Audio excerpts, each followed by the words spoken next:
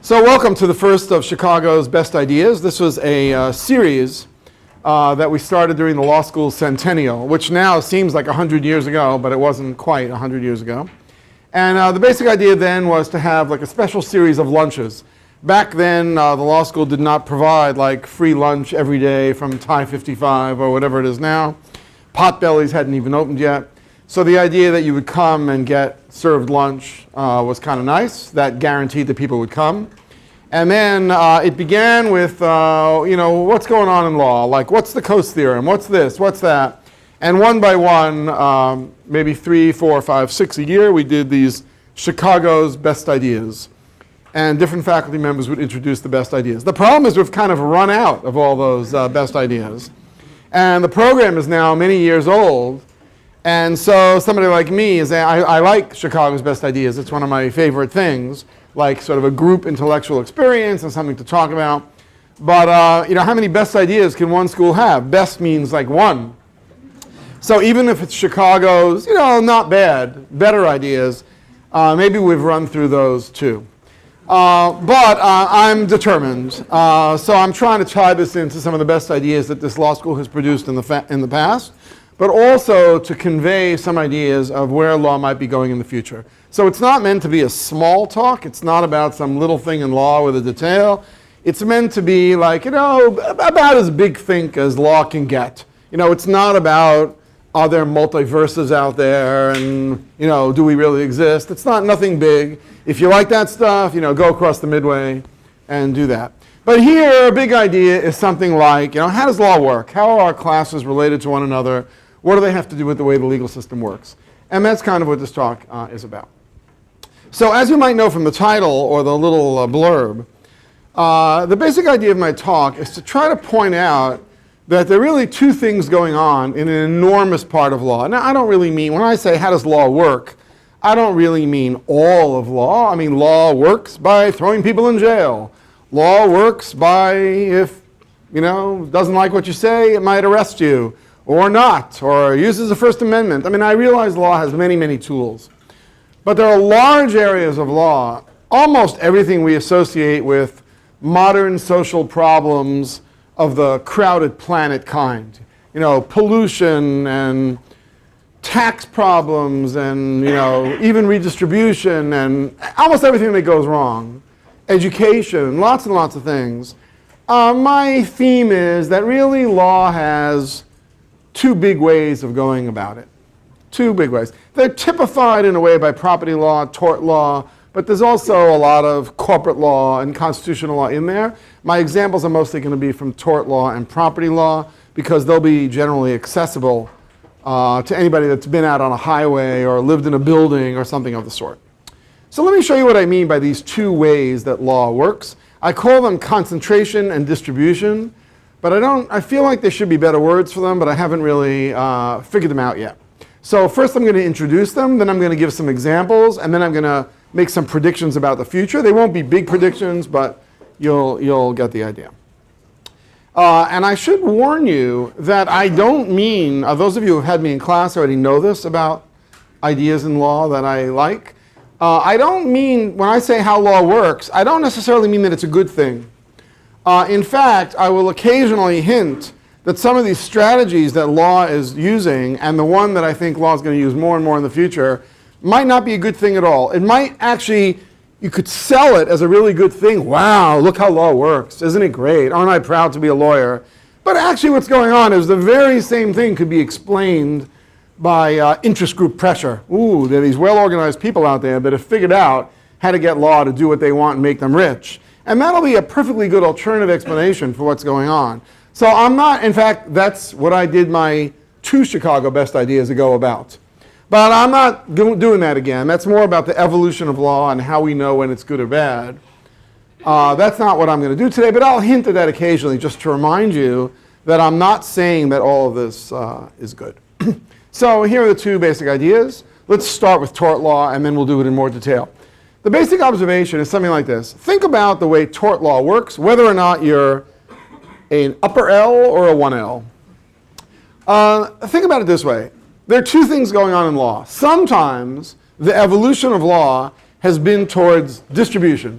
By distribution, I mean law sees a problem, and then law says, well, if we find 8 people that polluted the river, let's make them each pay a little bit. Either we'll have some agency assign Superfund liability, or we'll find some jury and we'll send them into another room and we'll make up some jury instructions that are incomprehensible. But they'll have to come back and they'll say, oh, you pay 8%, you pay 22%. They'll come up with something. It turns out it won't really matter very much what they come up with. Almost anything they do will work for reasons you either know or will see shortly. And then, with everybody having a little bit of responsibility, maybe in proportion to what they should have done, maybe not, actually that might encourage a kind of teamwork. You know, sometimes the best way to clean up a river might be everybody to pollute a little less. That seems kind of obvious. So one way to promote that kind of clean river by teamwork would be to say to everybody, look, if the river's dirty at the end of the year and you're doing business as usual, you're going to pay some fraction of the cleanup costs. And maybe that'll work to make everybody behave better. That's more or less how traffic works in the United States. When you think about it, if you're in an accident, you know, there'll be some judgment by somebody about what you did wrong, what I did wrong, what the pedestrian did wrong. And you know, the chances are we all did something wrong. And then I'll pay a little, you'll pay a little. And then in turn, when we learn to drive, our parents will tell us, be a defensive driver, be careful. And what they're really saying is, you're going to cost me if you're not. And it'll be expensive. And so law sprinkles its thing. It distributes liability around. Distribution is the word I want to use. But you could say sprinkling in your mind if you want. And through that, it hopes we'll behave well. So that's strategy number 1, the distribution strategy. At the very same time, in the very same area of law, and this did not exist 100 years ago. This is an evolution of law invention of the idea of, instead of figuring out who did something wrong, blame everybody. Distribute it around unless people can really convince you that they were perfectly well behaved. That's a strategy law evolved towards. Again, in tort law, that's most obvious with comparative negligence. We have no example of comparative negligence, say in the United States, before the 1920s, and now every state uses comparative negligence. And as you'll see in a few moments, I think that's symptomatic of changes in law around the world in general, not only in torts. Okay, but at the very same time, identical years, in the very same part of law, law came up with another strategy, which we could call something like the least cost avoider strategy, though it's not a term I really like. I want to call it the concentration strategy. That is to emphasize that it's the opposite of distribution. Concentration means you think something went wrong, you don't really know who did it, or you think maybe a lot of people contributed to the thing going wrong. Like products liability. You know, why are those airbags on some Hondas exploding? You know, there are really a lot of things that are going wrong. The dealer, maybe the driver, maybe Honda should have inspected the maker better, certainly the maker. Law is very likely to pick a kind of concentration strategy. It's going to pick one party, probably Honda, and say to Honda, look, it's a very complicated world, but basically we're going to hold you responsible. You're going to pay for all the cars that go wrong and certainly all the people who die in those cars. And because we're going to focus all that liability on you, you probably did nothing wrong. You wouldn't even know an airbag if it hit you in the face. Joke. But you know who you bought airbags from, you know how dealers maintain them, you know how the habits of people who drive. So you are supposed to use your wisdom and your contractual connections to try to solve the problem. So concentration strategy, find one party that seems well positioned to make the world a better place. Find that party responsible, throw all the responsibility on that party, even if that party did nothing wrong sometimes. And figure that knowing they'll be held responsible, they will outsource, I think is the way to think. Sometimes they'll solve the problem themselves, but usually they'll outsource. They'll enter contracts, they'll figure things out, they'll break up with some vendors and go to others and all that. So notice that side by side, they're really opposites of one another, right? One is that laws sometimes think, concentrate your remedy, and law sometimes, meaning at other times, thinks, no, distribute your remedy. So part of the mystery is, well, how does law exactly decide whether to concentrate or distribute? And is this true everywhere in law? And are there any patterns to how it works? But the first message is I want you to think about law from now on as, a law is always thinking about which of those two strategies to use. You could be totally cynical about it and say your job as a lawyer, in a way, is whenever your client looks like your client's going to lose because it's, say, a concentration world and everything is being put on your client, You could go to court and say, oh, I have a better idea. We should use distribution like they do over there. And the opposite. Maybe that's true, that people are always arguing that the grass is greener on the other side. But no, I think there's some patterns to it, as you'll see in a few moments.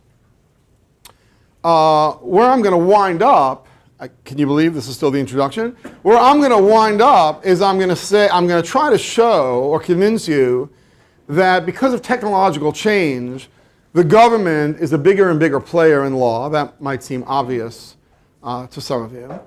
And that there's a good reason for it, and that government is by its nature open to concentration strategies. Look, when we say the government should solve a problem, that itself is a kind of concentration approach, throwing all the onus on the government. Although, of course, you could see the punchline, the government is free to turn around and outsource it and try to come up with distribution strategies. So that's the pattern we're going to see, how law evolves, then how people come to rely on the government, and then how the government very rarely decides to solve the problem itself, but turns around and spreads out the liability, and how does it do that, and why? Markets, government, and so forth. Okay. I should have just pointed out while I was at it, since the greatest Chicago idea ever was probably the Coase theorem, I should just point out, notice what was clever in torts about the concentration strategy and the distribution strategy. I'd feel a little better now if people, especially on the podcast, would nod their heads if they understand what I mean now by concentration and distribution. Okay, so I'll proceed. I want to point out that both of those are kind of cool in that if you believe in the Coase theorem, and we all do, that actually they're both forgiving strategies. I mean, law can get it wrong, right? Law can decide, oh, Honda, you should be responsible for everything that goes wrong.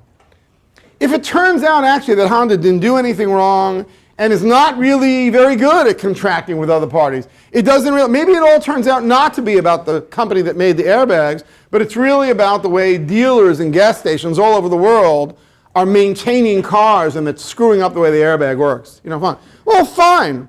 Then Honda will pay a lot of bills. They'll see they're not any good at preventing the error. Honda will then figure out, oh, it's really the gas stations that have got to do it. And then it'll come up with a different way of making cars.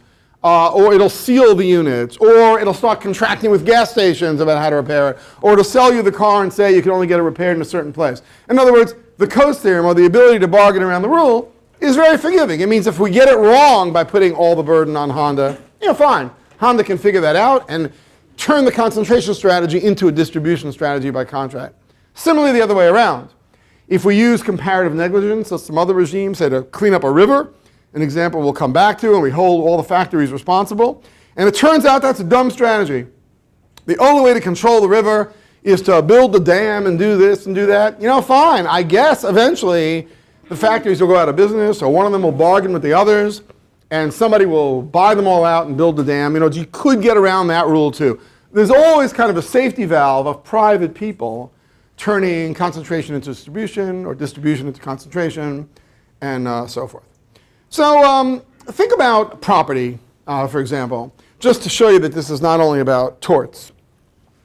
Now, I'm tempted to say, before we turn to property, so which do you like better, concentration or distribution? But I don't even know what that would mean. I think that just by thinking about the question, we sense one attractive thing about thinking of the world of law this way is that they both comport with our moral intuitions about how the world works and should work. If you say to somebody, imagine we brought in here people who had never been to law school, our parents. We brought them all in here and we said, I described the concentration strategy of holding Honda responsible. And then I said, what do you think? I think a lot of people would think, yeah, that's not a bad idea. That sounds like a morally good idea. Pick one big player, hold it responsible, and hope it can figure things out. On the other hand, if we sell the comparative negligence strategy, well, we're not sure how the river got so dirty. Isn't it a tragedy? Look at the dead fish. We would make them feel bad. And then we would say, but if you recycled a little bit and you had a better factory, and let's hold everybody a little responsible. We're all in this together in the teamwork. Again, most of these people who had never gone to law school, tears would come a little bit, and they would say, oh, yes, they would say, that's really a good point. So each strategy is morally appealing, which I think is why they survive. They're not just efficiently possible. They don't just make the world work, but they also sort of fit people's moral reactions. Though rarely would the person say, wait a minute, you're fooling me here. You're getting me sympathetic to the teamwork thing. But sometimes I think General Motors should pay for everything. the tension is not obvious since they're both morally appealing. Well, think about property. You know, half the modern world of law and economics, not my part, but half the modern world is explained by you come to law school, you take your first property course, and the professor convinces you that fee simple ownership, the simple ownership of property, was the greatest invention on earth. You know, that was the most important single thing human beings have ever done. Why? Well, look, you're a farmer. If you own your acre of land, you decide when to harvest it. You decide it's worth it for you to plant seeds. It's worth it for you to do this and that. And if anybody could just come along and pick things when they were ripe, then everything would fall apart. Nobody would have any sense of ownership. They would lose their incentive. We really build up this world that simple ownership of property is the greatest thing in the world. That person internalizes everything about that acre and figures out when to keep trespassers off, when to do this, when to do that. You know, it is kind of attractive. And as we know, civilizations that have tried not to have ownership have struggled a little bit, though not always. Some of them have thrived. But it's cool to like ownership. So I'll go along with it for a while.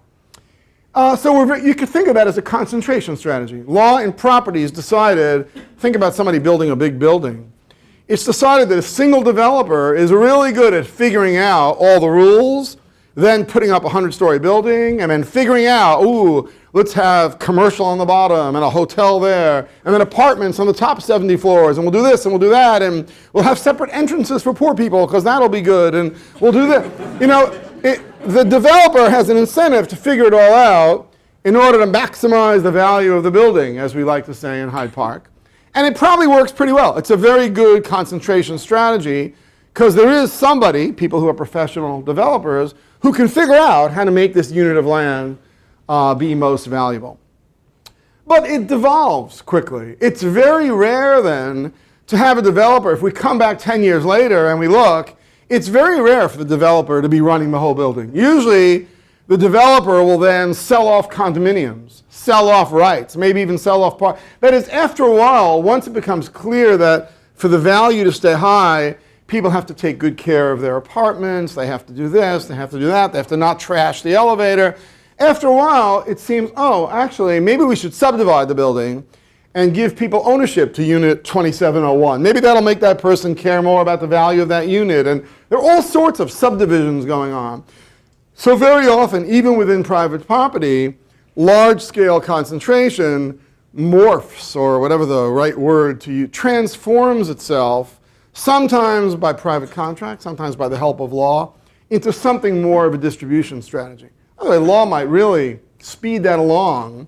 For example, if the developer is subject to rent control suddenly, then the developer might think, ooh, now I can't raise rents on the building. Now I really will accelerate the move to condo ownership or something in order to get around the rent. You know, just because we see a building in a certain form of ownership doesn't mean it was natural. Again, the evolution could have come because of legal pressure, political pressure, and the like. But it's very rare to see large-scale concentration continue in the property forever. Often one devolves into the other, or the other way around. It might be that we have distribution that occasionally turns into concentration. Let's start bringing the government into this, or we're going to run out of time. You know, maybe the easiest way to do this is to still think about pollution or some other big negative externality problem, as we call it in our fancy way. Though I really think you could do this with almost anything government tackles. So how does the government handle that? You know, it's got a messy planet, messy country, messy rivers and air. What does it do? Suddenly there's political pressure. People say to the government, you know, we want you to clean up the air. Or political entrepreneurs come and say, well, you know, the river's pretty dirty, and elect me, and I will make it clean so your children can fish in it again. So through one means or another, the government is given this problem to solve. And what does the government do? So it's concentration by political maneuvering.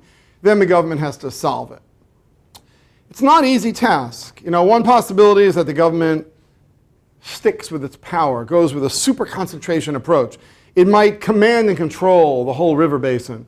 It might say, from now on, you can only fish at these hours. Your factory has to close down. Yours can only dump this amount of stuff. You can do this, you can do that. Nobody can do this within 5 miles of the water basin. I mean, the government might, with concentrated ownership, ownership of the legal rules, that is, really tell everybody exactly what to do. Usually it'll have an agency do that, so it'll seem a little bit more democratic. There'll be hearings and all that sort of thing. Sometimes the government outsources a little bit. It might try some rules. It might say, well, we're going to start taxing pollution in the river at a certain amount per effluent charge. We're going to measure mercury coming out of your factory. A little bit of outsourcing. We'll set a price, in other words, for one of the things dirtying the river up. And the more of that stuff you put in the river, the more you'll pay. And then you can decide how to make your factory. If you still want to use a lot of mercury, okay, that's your decision. If you want to cut down on the mercury to reduce your fines, that's okay. And I would call that the government using a little bit of distribution. Right? Of course, if the government purely uses tort law in a kind of comparative negligence way, that's an extreme distribution strategy.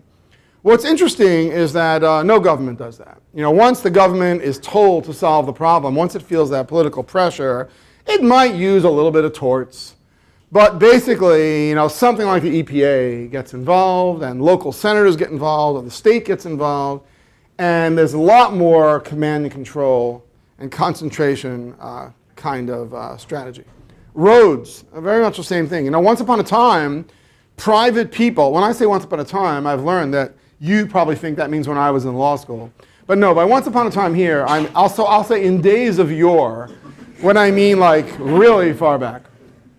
In days of yore, the government had nothing to do with roads.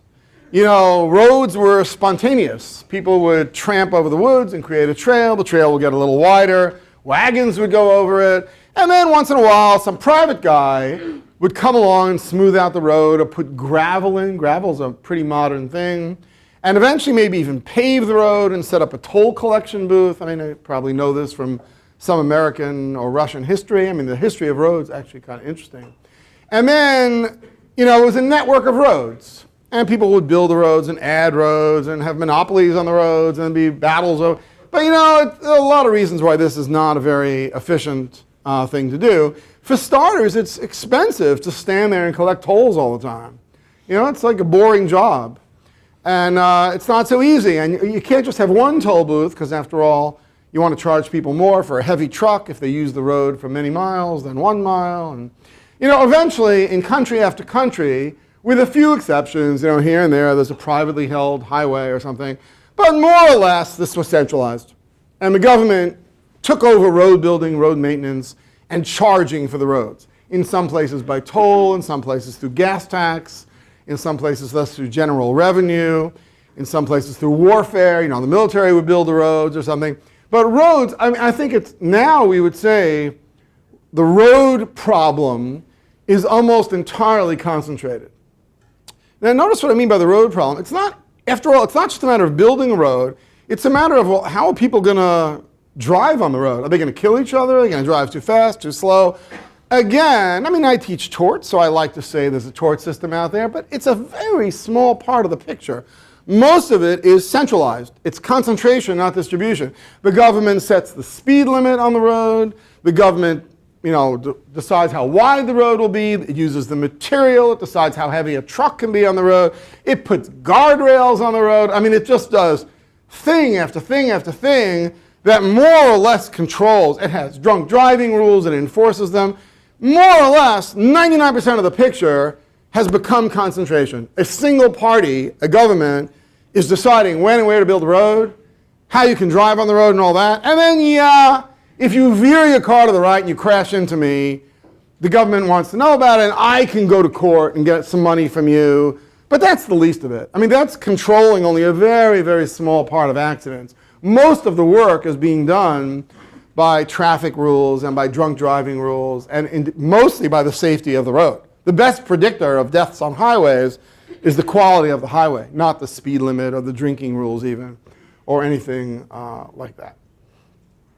Now, overall, what's going on here? And we could do this in 100 areas. What's going on here? Why is it that in area after area, there's more and more concentration? Why is it that there's more and more government? Why are governments so much bigger now than they were a while ago? That's a big question. It won't do. I know what you're thinking. You're thinking, well, that's because politicians like more power. They always liked power. I'm reading this really good book now about the history of Islam, and you get this feeling, you're so used to the Western Europe, North America growth, because that's what we study in school, and you realize, wow, it's like the same book, just changed the names. The same pattern and peaks and troughs and military and centralization and, wow, all over the world, the human experience is that the rulers like a lot of power, but their idea of a lot of power in 1600 was tiny compared to the power that governments have today. Why? Well, the answer is sort of obvious. Controlling things, command and control, and even outsourcing really requires a lot of technology. Like just knowing what's going on 1,000 miles away from where the emperor sits requires, not quite smartphones, but almost. You got to have a lot of information. You either need newspapers or spies or electronic stuff. You got to have up-to-date news. Who would want to control the bazaar 1,000 miles away if you had no idea what was going on there? So you need a lot of information, and you need the tools to process the information. Then you need some tool to send your agents there to enforce your rules, promulgate and enforce your rules, and then you need some information over there about what your agent is doing, so if the agent disobeys you, you can kill him or whatever you're supposed to do when agents disobey you. I'm sorry. Monitor the agent, I think is the polite way to say it. This is not an easy task, and basically no government's been able to do it until modern times. They would get bigger, and then maybe the Roman Empire, Ottoman Empire, you pick it. They get bigger and bigger, and then collapse of their own weight, because they really couldn't control the outer things. But that's no longer true. The technology of taking in the information, processing it, comparing, pitting local officials against one another, all the things that modern governments do, they all favor large-scale governments now. This is a real, Monte Carlo is like a thing of the past. Switzerland, there's no new Switzerland out there. Like, it's not really, it doesn't really appeal to people. The problems are bigger than one small area, and you get a good governor, you get a good ruler, why should she just control one small, pathetic place? Let's put her in charge of more. She can process the information and so forth. And that clearly is the trend of the world. That's not our subject today, but we can see that. There are lots of reasons why governments have grown. Maybe the best way to think about it is, if I said to you, governments grew because of war making, you would say, oh, that makes sense. If you need protection of war, you're better off with the central government, especially as weapons get bigger. You got big cannons. What's Chicago going to do with its own cannons? You're not going to use them very often. So much better for Cook County, and then Illinois, and then Washington to control the cannons. It's more efficient. You can move the cannons around. With F-15s, even more so. So, central government, it's a famous political science movement. What's war good for is the name of one of these recent books. And the answer is war is good at creating big central governments, which in turn, over time, keep down the crime rate, basically. If you think about the death rate from civil war and killing your brother and all that sort of thing, central governments have been very, very good. We think of them as authoritarian monsters, but really they're much, much better at keeping down death rates than lots and lots of little battling governments. And so as soon as you see how it works for the military, you can begin to see, oh yeah, that's the same thing that happens with pollution and with torts and with most things. The government makes believe that there's Montana and Illinois and Indiana, just to take the American example. But let's not fool ourselves. Basically, Congress can preempt almost anything it wants. Oh, I'm sorry, some of you are 3Ls. You think there's the state rights to do things. Yes, it's like a really big domain. Probably Congress could not force Illinois to change its capital city. Fine. That's... I took 5 con law courses in law school. That's basically what I got out of it. But, there are these small, tiny areas that really are devolved to the states. Mostly, the center decides what to do, and then it might deploy the states to compete with one another, to experiment. China and India do this much more than we do, but, people get the idea. But it's basically concentration with selective distribution if you think it's a good idea. So the technological change, let's call that the information gathering age, has really helped these central governments. I'm going to skip one topic in order to do one last topic. I'll just skip it I plan to skip it all along, but I just will mention it for those of you looking for other applications. Think about innovation policy. Once upon a time it was distribution. Let's have a patent system, and almost every country has that. Patent system is really the government's way of saying we're going to set up these property rights that are distributed. You go invent something, you'll get ownership, you can have a monopoly, blah, blah, blah, blah. That's charmingly small these days, and getting smaller, I think. Where does most innovation come from now? It comes from government contracts. Yes, you innovate, but you innovate because you know that if you develop a better vaccine, the government's going to buy, 7 million units of it. And the government will specify what kind of vaccines it wants. The government gives out prizes. We make believe we're a private university. What, are you kidding? I mean, half the people here have federal loans. Across the Midway, they would close tomorrow without federal money. Federal money financing the hospital, financing science, grants. You do a good job, you get more grants. It's tremendous central ownership with giving out prizes and incentives. I mean, it's distribution. It's like a comparative negligence system, but it's done with little prizes. Carrots rather than sticks, you might say. Very, very much centrally controlled with a central government. Illinois barely gives out any innovation money. It all comes from Washington, and there's much better information about medical innovations and road innovations and other things. So there's a definite movement there as well, from concentration to distribution. From distribution to concentration. And I suspect we'll see even more of it in the future.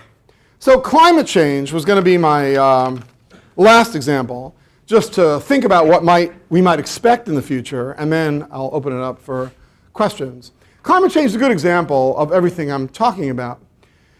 Because, so there's a problem. Oh, I'm sorry. Some of you are skeptics. And you think, prove that we have human-made climate change. Okay. Maybe we don't. That's fine. But there's a chance. There's even a probability that we have a problem. So prove that Ebola will come here. Prove that we'll go to war with somebody. Generally, we call on government to do things when we think there's some chance of being annihilated. Like, we care. Well, okay. So no one can be that big a skeptic. Like, it's possible that climate change is a problem. Maybe. And so as soon as you think that, what's the reaction? Notice how distribution has disappeared. No one thinks, the right solution to climate change? Do nothing, but remind people of the tort system. Remind people that if the sea continues to rise, and if the East Coast is annihilated, we will then go to all the people who didn't recycle and make them pay their share of the problem. I don't think so. I mean, that is, our information gathering ability is not that good, right? I guess if the information technology was so fantastic, then the rule really wouldn't matter. You could use concentration, distribution, you could use whatever you want because we would always be able to put Humpty Dumpty back together again. But realistically, we want to know big things. Should we build a seawall, and if so, where? Should we do a wholesale shift to solar power? And if so, what's the right rate of innovation, given that lots and lots of solar panels or wind turbines will probably be inefficient for 10 or 20 years until they get better? These are really, really big questions. And in our time, given the information technology change, we say, understandably, to the central government, look, I'll sound like a University of Chicago person now, if you'll excuse me. We say, look, we don't really trust you. We kind of hate a lot of things you do. We give you small things to do, and you don't do them very well. And then, when it's too late, you keep funding them anyway. But we don't have a choice but to go to you. You are like the concentrated problem solver. So even though you haven't shown us that you can even deliver mail, we would like, back when we cared about mail, we would like you now to be in charge of climate change. I mean, that's how strongly we feel that we don't really have a choice. We need some sort of concentration strategy because the problem is big. It probably involves treaties with other countries, and it involves things like building seawalls. These are really, really big projects. Now, I warned you at the beginning that I was going to say, I'm not sure any of this is good. If we do things like, $100 billion seawalls, we will always worry, do you really think they put the seawall in the right place? Or did they put it there because it was that donor's cousin who owned the seawall? I mean, we'll always worry whether the government is really adopting the right strategy and doing it in the right place, or is it really just a lot of politics and what we call rent-seeking and public choice? I mean, we're always nervous that even if we're right to use a concentration strategy, that, oh boy, on the ground, when it's done, it's not even second best. It's like the 8th best seawall. I mean, like Navy bases. I'm pretty sure that we should have a Navy. I mean, not everybody is. I understand. I've been to Costa Rica. They have their army. They're very proud of it and all that. But I feel like, no, I'm serious. I feel like most of us would think, you know, having a Navy is pretty good. But if I said to you, do you think our 4 biggest Navy bases are in the perfect locations?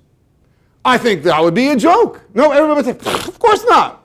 You know why? The big one in Norfolk, Virginia, when Senator Warner was the chairman of the Armed Services Committee, he made sure they were on. In California, you know, the president needed votes, and so and then we have pretty good stories about where our, you know, as for that big Navy base in Oklahoma, I mean, are you kidding me? You know, that's not one of the 4 biggest, but we understand that there's a lot of politics and a lot of inefficiency and a lot of, it's not great. But we think by and large we don't have a choice. There's concentration rather than distribution. Concentration is the right way to run the Navy. We just have to hope that some political checks will keep us from being bad. And again, other countries screwing up also, so it's a level playing field, we think to ourselves. Just wasting a lot of money. Okay. Well, the same thing with climate change. I don't mean they're going to build the perfect seawalls in the perfect spots, and they might do seawalls when they should have done something else because of political donors. But by and large, we feel forced, we inevitably will evolve towards a concentrated solution rather than a distributed solution. Now, the government is free to distribute. The government could say, we will build the seawalls, and we will do this, and we will do that, but you will be responsible for this, and there will be a small amount of Superfund liability for dumping stuff in rivers. I mean, it can use some distribution strategy, could even use a private law system, it could certainly use markets. It could say we're going to impose a carbon tax, and that's a very distributive reaction. Let everybody decide what they want to use their carbon on. I mean, I'm a big fan of that. Nothing. But again, that's a small part, and it's the central planner that is going to decide when to use the carbon tax. That's really the prediction. That it's inevitable, and it's because of the technology of more and more information gathering and whom we would trust with it and the ability to carry it out. Now, you might say, if I were to ask a question, and I stop, which will be momentarily, I would say, well, wait a minute, as there's better and better information, doesn't that mean that markets should also work better? So why doesn't better information mean that there's more possibility for market solution? And the answer, I think, is, well, because for these kinds of problems, either the political players, the citizens, are unwilling to wait for more. Like, for example, the government could get completely out of the business of climate change and education, to pick those two. And the government could say, look, we don't want to be blamed when it goes wrong. So you know what? Here's our policy. Elect me, I will do nothing. At first, that would really startle people. And the government would say, look, here's what's going to happen. You're going to watch the deserts grow and the seawater rise, and then you're going to panic, and then you're going to start resorting to markets. Then you're going to, well, why? There'll be all this collective action problem and free riders. That won't work. Then you'll just need government more. Okay, education maybe. You know what? We're going to let your schools fall apart. And then you'll all start going to private schools, and the private schools will compete, and they'll eventually get better and better. And that might work fine. But that's probably a 30, 40, 50-year process of all this capital falling into disuse. And all, that's like the story of Pittsburgh. It took a long time to fall, rise, have everybody move to Scottsdale, come back. I mean, that's not going to work on a large scale over and over and over again. And so I think the information age is really the reason why we've moved to a concentration strategy, other things being equal. So that's a good place to stop because that leaves us plenty of time for questions. My experience is that if you don't ask a question early, then afterwards you'll feel bad that you didn't get a choice. You didn't get a chance. Please. Thank you very much for your talk and for bringing in all the wonderful things we learned here at UChicago. Well, either thank you or the sarcasm was great. So one of the ideas about free market economics, if I understand it correctly, is that why centralization oftentimes fails is because a fatal conceit of trying to control too much information. The rate at which information technology has increased has only meant that the amount of information has increased exponentially and even more than the amount of information carrying that we have the ability to do. So is it possible that as information grows, that it's going to, the amount of it, the sheer quantity of it is going to grow faster than centralization can keep up with that and lead to more distribution later on? Yeah, it's traditional to repeat the question for the podcast. Although you spoke nice and loudly, but I feel like I should. No need to repeat it because it was such a bad question, or it was of course an excellent question, and I'm sure everybody heard it. Okay, so I think I have a good answer to it, but I again want to emphasize this is not a normative talk. I am not celebrating the growth of central government. It happens that I'm a smaller government guy, but that's not the point. Right? I mean, I'm not giving a normative talk about how I wish the world would evolve. I'm giving a talk about how the world has evolved and how I think it'll evolve in the future. Okay. So now to answer the question. Well, it's true, of course, that there is and will be information overload. You know, think even of national security and the government's taking all this metadata and what can the government do with it all? So now it knows all the emails I've sent and all the emails coming in. It's got all this information, I guess it can look through that and try to find keywords, but it's totally overloaded with information. But what's the alternative? I mean, the problem is a distribution strategy will just leave 100 little players also overloaded with information. So when the government looks bad because it's overloaded, look, we didn't prevent 9/11. Can you believe it? We entrusted you with all this information and you didn't do it. A good government would say, you've got to understand the information overload problem. We did the best we could or not because of this. Do you really think you would have been better off if Burns Security would have been in charge of New York? Now, sometimes the answer will be yes. I think that's what's happened in education. That's our universities right now. Is the private sector is performing really pretty well, aside from my comment about the money really coming from the federal government. But it's certainly distributed. University of Chicago really is not the Ohio State. The University of Chicago really decides a lot of things on its own. And I don't mean that as anything wrong with Ohio State. Well, I mean, we do get to decide things without looking to the Illinois or federal legislature. But the information overload problem doesn't go away if you distribute. So the only reason it would go away is if somehow all those factories on the river really knew more than the government. But that's exactly my point, is that 50 years ago, I think comparative negligence was brilliant for the river because each factory owner really knew much better what her costs were of dumping elsewhere, what other materials she could use in the factory. It was very, very hard for the government or any plaintiffs to get that information. So when information is hard to get, the distribution strategy is way superior. It's something like, well, wait a minute. Explain again this link between information and concentration. Because after all, it's true that information sometimes concentrates, like maybe the federal government, but Amazon is a really good example. And again, of course, Amazon can outsource to little vendors, but that's part of my plan. But at the same time, it's also empowered a typical driver to become an Uber driver, or a person at their house to rent out their spare room through Airbnb. So we find, of course, that information liberates. Information allows very distributed sources to do job sharing, to do asset sharing in the case of Uber. You can get services through, tutoring now is a big online business. It can be done Skype and all that. And, so in a way, there's a lot of distribution because of better and better information. So I don't disagree at all. That's a great, great thing. I mean, the sharing economy is a big part of our future. But that's why I was very careful in my title. I mean, you might not like this answer, but that's why I was very careful in my title to say, how does law work? I'm not asking how the world works or how markets work. How markets work, I think smaller and smaller for that reason. That it's much easier to share or be that. But to be sure, we need a central clearinghouse, and but I think Amazon actually is the rise of mom and pop stores. I think the real story of Amazon, yeah, it's a big intermediary, but the amazing thing about Amazon is that anybody who wants to set up a little company now, they don't need to ship their product. They don't, they can do something. They can make Halloween costumes in their house, and then they make a deal with Amazon, and they once in a while deliver the costumes to a local Amazon facility. And in the local facility, Amazon packages what they want, wraps it, sends it out with their return address. I mean, Amazon does everything. You don't have to really set up a whole company. You can use your comparative advantage and specialize in what isn't it amazing? I mean, you can. So it's fantastic for people who are good at making Halloween costumes. And actually, the information, the gathering of information has made it possible to hide all this from people who don't want to see it, or to show all this to people like us that think this is so cool that you can use Amazon to buy a Halloween costume from the kid next door. It's fantastic. So what that it travels 1,000 miles on the way and uses, I mean, it's fun.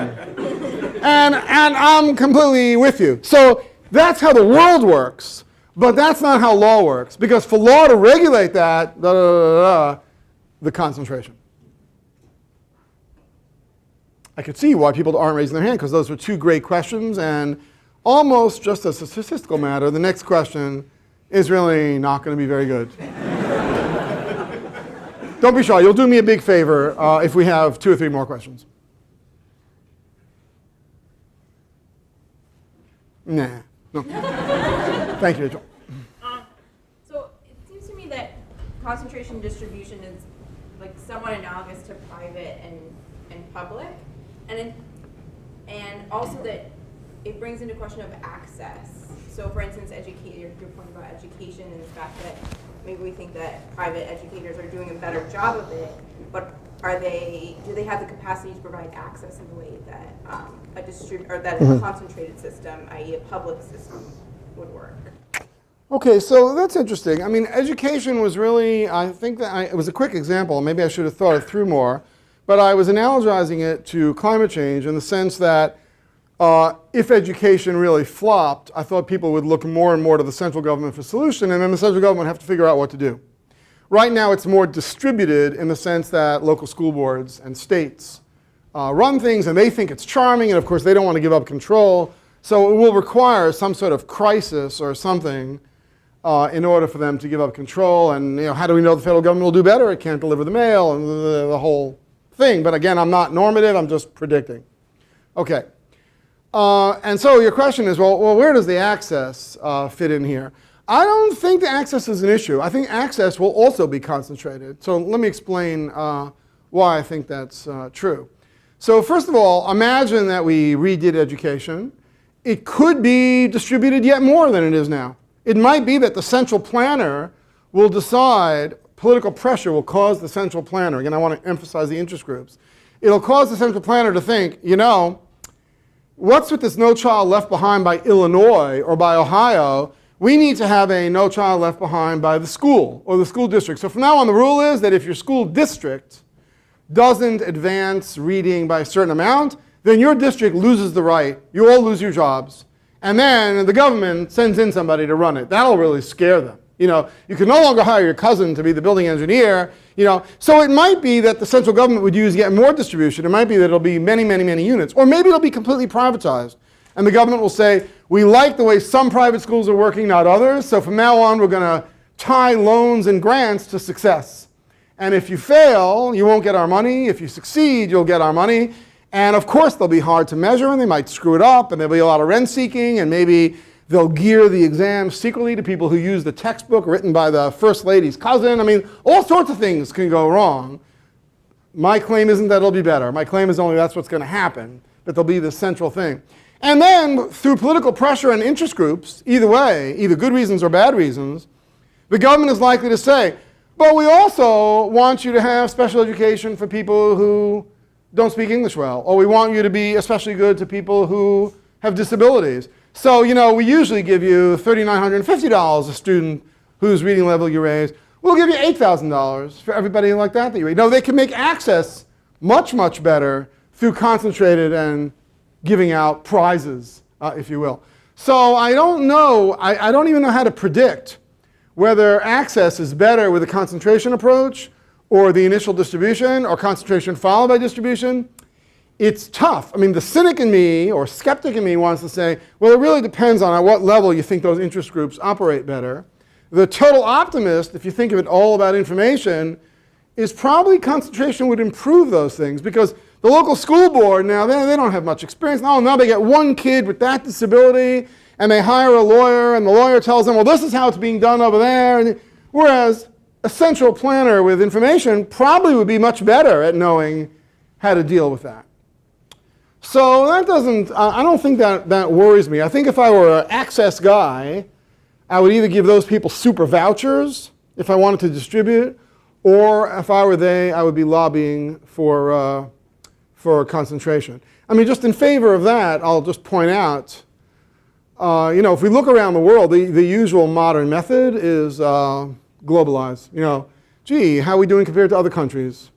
And then if we're doing well, we say, well, that's America for you. And if we're doing badly, we say, well, they don't have free speech, or something. But for those of us willing to be a little bit more open-minded, I mean, if you look at countries where education of not the upper class, but if what you're trying to do is figure out, well, who's able to educate, let's even leave aside people with the most serious problems, who's able to educate the 50th percentile the best? We're better than the charts say, because the charts are taking everything into account, but we're, bad by American standards. We like finishing in the top 1. Top 5 would be okay. Top 15 maybe would be manageable for Greco-Roman wrestling or something. But for math, wow, 27, and maybe it would be 15 or 17 if we measured it the way we would like to measure it. That's really pretty bad. So now let's just go look at the countries that seem to do it really well.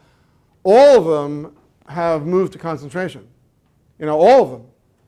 So I think that might tell it much even more than healthcare. So I think that might tell us, wow, if we're really honest about it and we look around, we would see that concentration is really the wave of the future. We're just spending a lot of money and heartache and denying true access to a lot of people, all so we can make believe it's more democratic to have little local school board. I don't know. To me, it just seems like, let's just admit it. Our system isn't doing very well.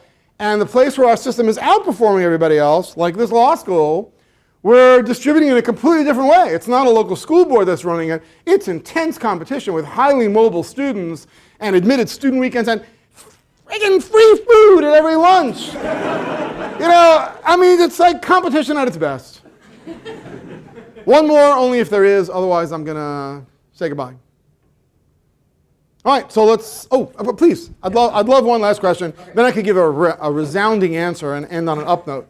Okay, great. And so something that I think I'm maybe getting from your talk, and I just want to see if this is accurate, is that do you think that we want to move there, like concentration? We want to move towards concentration where we can, probably because there's efficiency gains, but we're limited by our information and we're limited by the outreach. Is that what's happening? And so we're no and no. Okay. But tell me that's not what you got out of my talk. No, just I guess I. Okay. No. Let me explain the no and no. No to the second part. The second part's easier no. No to the second part because, no, I'm arguing the opposite in a way, that the technological changes, especially information broadly construed, including travel and a lot of other things, that the information technology change has made concentration as efficient and sometimes more efficient than distribution. That is, it used to be that letting each factory, figuring out some rule that would cause each factory to minimize pollution or something was about the only way you could go. Now that we have much more information, we actually have a choice. We can devolve to them, or we can have central planning. We have choices. So information has made concentration more plausible, just like it made central military not only more plausible, but in that case, dominant. At the same time, no to the first part, because, so again, the second part is information has made concentration possible, if not superior sometimes. But as to the first part, no, I don't want to say it's superior. In fact, I'm trying to say at every point, be careful. Yes, the government probably has the information to figure out seawalls and build them in the right place. But I have no confidence that the government's building them in the right place any more than they're building the naval base in the right place. There are interest-group pressures. Because as soon as I put it there rather than in a market, there are other things going on, like politics and who's friendly with whom and cousins and electoral votes. And so I don't know that it's a good thing. I just know that in principle, I might have liked the post office to become Airbnb, and that's not what's happened. Okay. So I guess not we want it like it's better, but just that is there pressure towards... Right. We don't know that it's better. I don't think we can know, any more than we can know, I'll give an extreme example and stop, any more than we can know that people owning land in Virginia now in these plots is efficient. Really? How can we know it's efficient? And just because Richard Epstein says so? I mean, think about where it came from. It didn't come from some spontaneous order. It came from King George giving his cousin a lot of land. Total concentration by fiat and interest group pressure, and the guy then starts running out of money and sells off pieces, and then, I mean, could we really believe that, wow, magically this has evolved to the most efficient thing? Any more than we could think that patent and copyright laws we know today is efficient. Yes, we like property rights, but we can see all the interest group pressures inside it. Oh, more years for Mickey Mouse, few years for this, more money for drug thing. Who knows? We just know that there were pressures to centralize, and then it's a combination of all the things that are good and all the interest group things that could be good and could be bad. Thank you very, very much.